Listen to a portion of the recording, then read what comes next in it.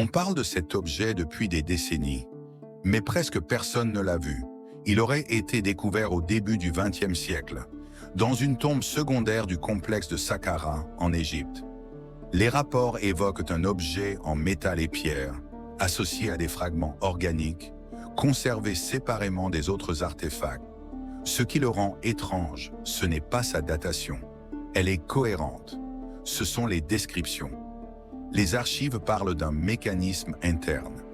Pas décoratif, pas symbolique.